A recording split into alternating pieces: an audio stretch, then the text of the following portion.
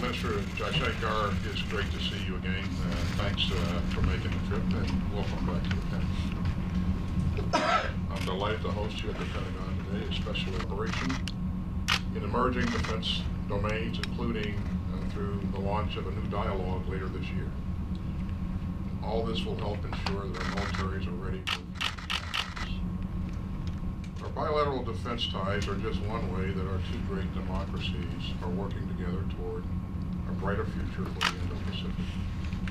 The United States and India, along with a dozen other, and through our deepening cooperation with Japan and Australia, we are delivering on the issues that matter most to the region, from infrastructure development to maritime security. Sustaining the region, the PRC continues to support Russia amid its unprovoked and cruel invasion of Ukraine.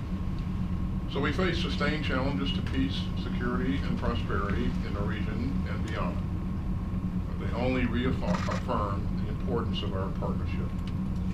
So, Mr. Minister, I'm grateful for your friendship as we work together toward our shared vision of a free and open Indo-Pacific. Thanks again for being here, and I look forward to a great discussion.